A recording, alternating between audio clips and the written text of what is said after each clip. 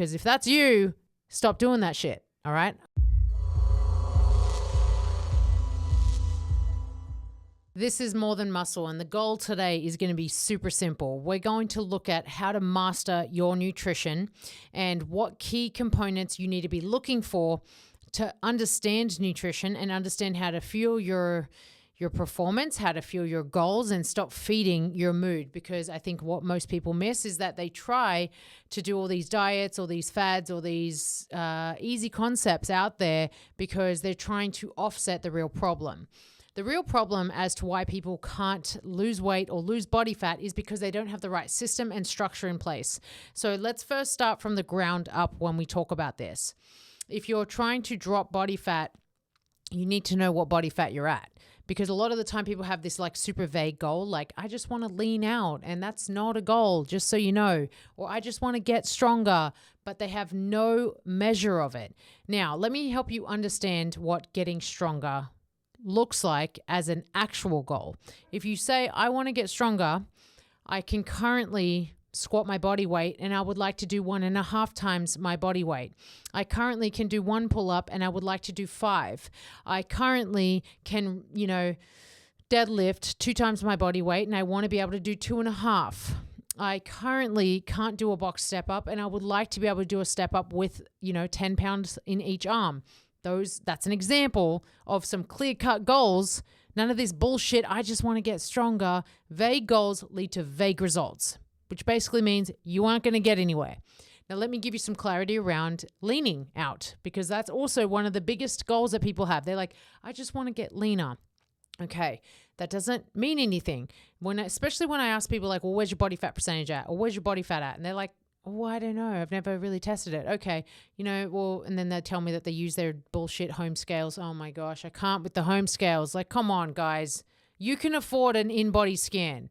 You can probably afford to go somewhere that has like a scale that has like, what is it, 10, 20? I pay $13 for my in-body scan. $13.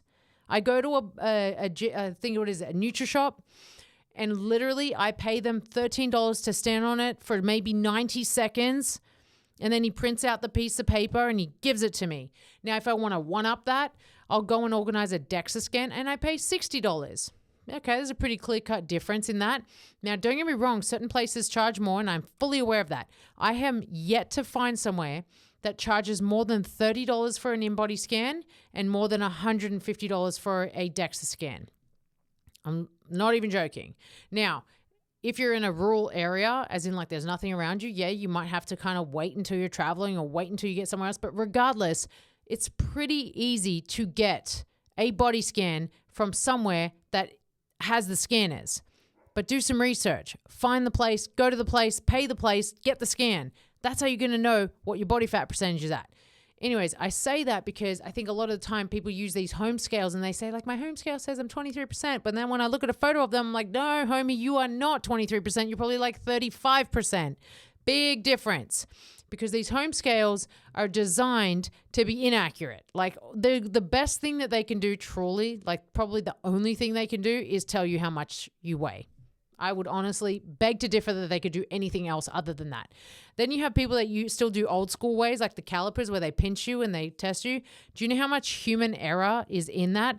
Not to say that there aren't some people out there that know how to do it, but very rarely does anyone have any clue how to do this. I used to do it when I was back in my early days of being a trainer. Just so you know, that was like 20 years ago. But I didn't love doing it because there was a lot of inconsistency. Now, you can get it right. Don't get me wrong. You can get it, but the chances, oh my gosh, it's so slim. It's so damn slim. So don't rely on it. That's the whole point. Now, I like to tell people, get a DEXA scan if you want to know your bone density. Just get an in-body scan otherwise. I'm not a big fan of like the eVolts. I'm not going to lie to you.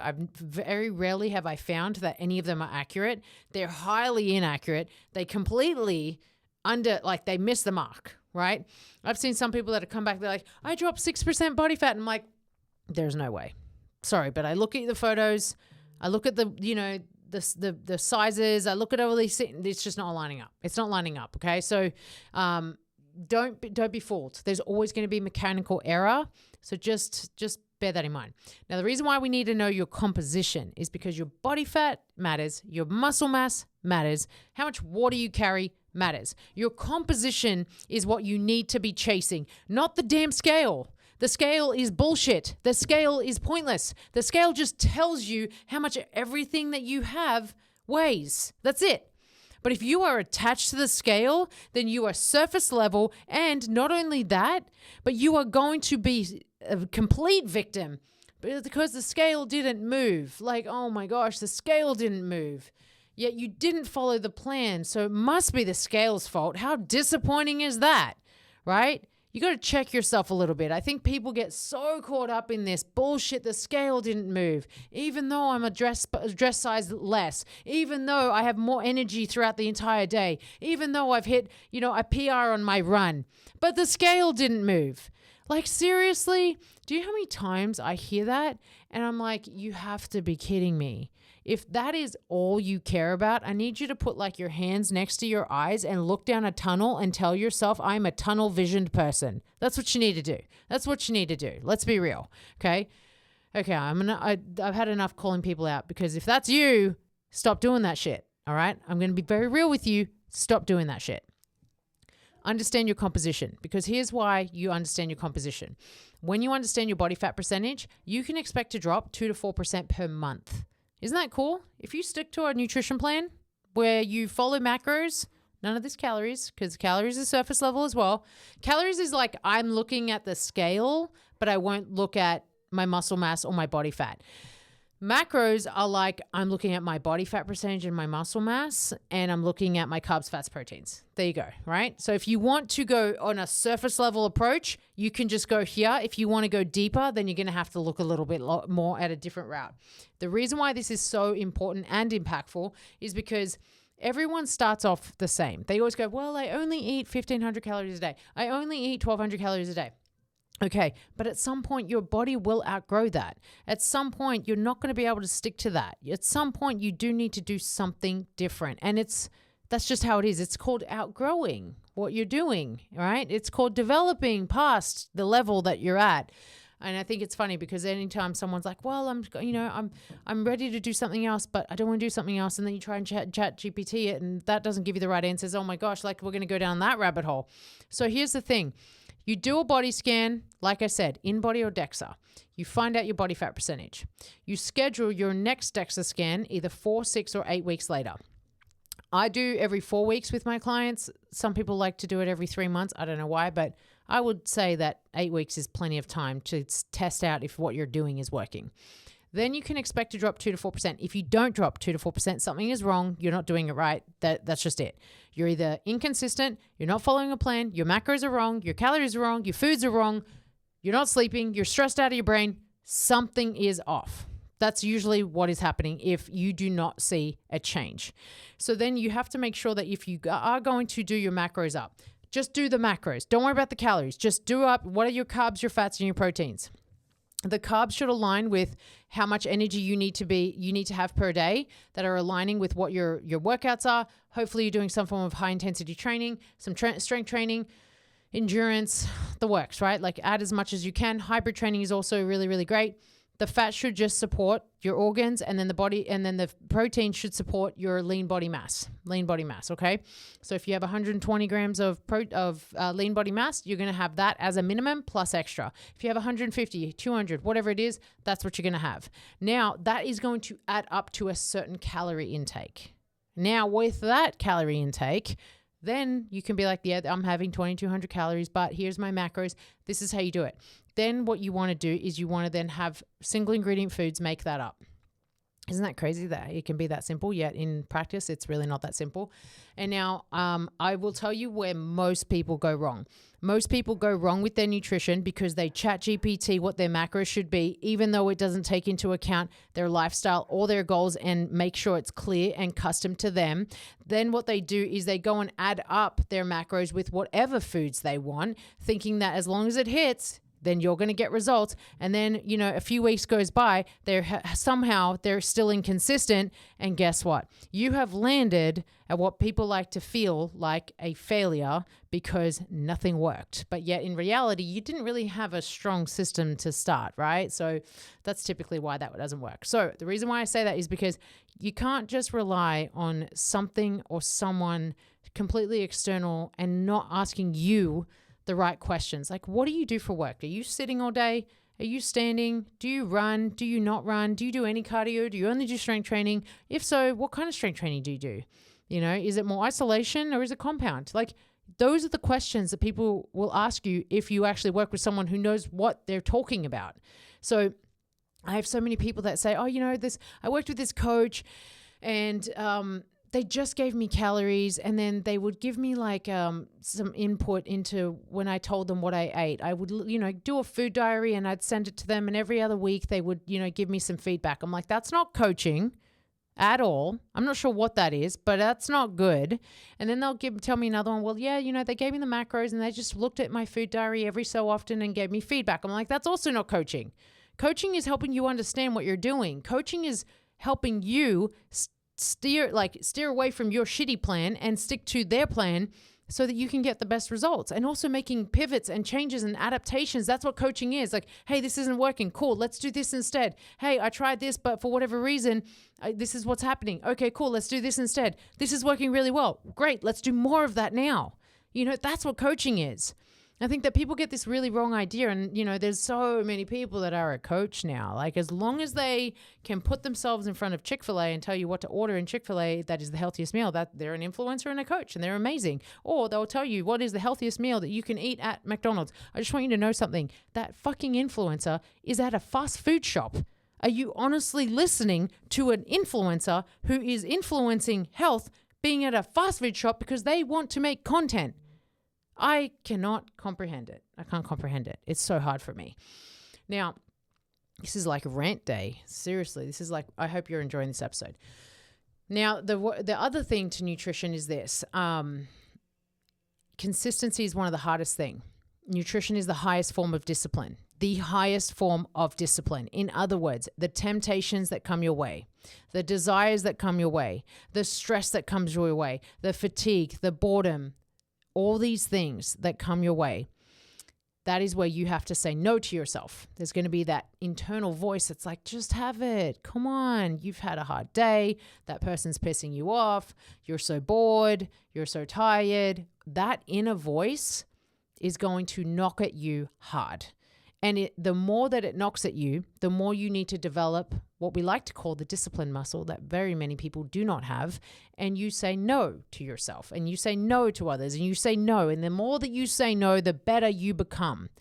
And I will tell you that the whole idea of GLP-1, right? Or the whole idea of Ozempic and the whole idea of Mounjaro and the whole idea of all these bullshit fucking injections that are out there is to quiet the food noise. But the food noise was, where did that come from? Let's ask the person that.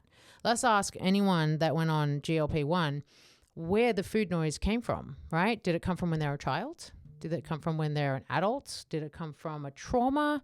What happened? Because I would love to know where the food noise started and why now you need to shut it up. Because at the end of the day, if you go and do injections to try and quiet the food noise, you didn't actually do any mental work. You didn't build any mental fortitude. You didn't change your mental frameworks. You didn't change your thought patterns. You didn't do anything. You actually got something external to jump into you and stop the noise because you are inadequate and you are incompetent of doing it yourself. So you needed something external that cost a stupid amount of money to help you shut the fuck up. How about that? That's what you did. Now, is there a place for that? Probably. The place that it should be is people that are morbidly obese, that can barely even walk, that literally have just put themselves in such a hole that it's almost impossible for them to come out of. But is it made for the person that needs to lose 20 pounds? No, it is not. Is it made for the person that maybe has to lose 30 pounds? No, it is not. All right? Because what that does is it makes you literally eat your own muscles. All that shit does is make you deteriorate. Like you got to understand that. Don't get me wrong. There's scientific evidence to prove that it does help with someone's health. And it does. Because guess what? You're losing excess weight that you don't need to be carrying. Anything that helps you lose excess weight is going to make you healthier. But at some point, is it worth you losing muscle mass? Is it worth you losing your sense of self because you weren't big enough, bold enough, brave enough to calm the fucking noise in your brain? Like, that is the problem that's out there in the world. Everyone goes for the quick fixes. Everyone goes for the easy way out. Let's see what, in 2026, let's see what the latest health hack is going to be. Because something is going to be bigger and better than GLP-1. Something is going to be bigger and better than Ozempic. It's just around the corner. It's just a matter of time. It's probably going to be a pill. Let's be real. Because no one wants to do injections. So the next step is probably going to be a pill. I don't know. I'm just going to put it out there. Let's see if I'm right. And the reason why I don't like any of that shit that's out there is because it tells me a lot about the character of someone. As soon as someone tells me I did GLP, I'm like, great, so you're a quick fixer, huh? So you want to take shortcuts, right? Where else do you take shortcuts in your life? Where else do you want to quiet the noise in your life? Do you just inject someone else to shut up because they piss you off and, you can't tolerate them? What do? So that's what I mean. It really showcases a character of someone because you can't stick to things. And I'm going to be harsh about this and I'm going to be real about this and I'm going to confront this because at the end of the day, I think it's a joke. And the latest joke has actually been when Serena Williams was on it. But let's kind of get some truth out there. Who is, she's on, I think, Row Health or whatever it is. She started taking GLP-1s and she's like a proud athlete or ex-athlete. But also, let's look at how she used to react on the court. She used to also react pretty poorly, right? If she didn't win the point or the point was unfair or whatever, she lost her shit. So she had emotional dysregulation. And as an athlete, you know that you have to be emotionally regulated. You have to be. You're constantly going to get, bullied from the crowd or other people. Things aren't going to go your way. It's just part of the sport. And she used to do that. So it doesn't surprise me that she couldn't actually fight the demons in her mind. And it shouldn't surprise you. But here's the thing. Her husband's also an investor in it, in the company. So really, it's just a marketing concept and far out did they do well. And that was honestly super disappointing. And as an athlete, as an ex-athlete, it's disappointing to see shit like that. It really is because, so many people look up to people like her. So many people look up to it. And it's not hard to just stay honest. It's not hard to dive into discipline a little bit more into areas and maybe kind of hire the help that you need to get it right rather than looking for the shortcut, right? Why can't people just stick to macros? Why can't people just stick to single ingredient foods? Why can't people just eat fruits, nuts, vegetables and meat and nuts and, the easy stuff? Why can't they just stick to it? Why is it so hard, right? If you think about it, it's really so simple. You just need to stop eating too much food and you just need to get in control of your headspace. That's it. But it's so hard for people and it's because they don't practice it. I've been practicing this for decades, guys, so it's easy for me now. But did it used to be hard? Yeah. Have I ever turned to a bottle of alcohol? Yep. Have I ever turned to food to try and comfort me? Yes, I did. I was just like anyone else that struggled. But I overcame it. The difference between me and other people is I separated myself from that group. I separated myself. I didn't want to stay like them. And I think that it's truly, truly like worth it if you can put in the work for long enough. But if not, you'll stay the same. You'll constantly bounce from the latest thing to the next thing to the next thing. And you will not develop. This is why every single nutrition program or plan or coach, if they do not have a mental aspect to their coaching, to their program, move on. It's not going to work for you.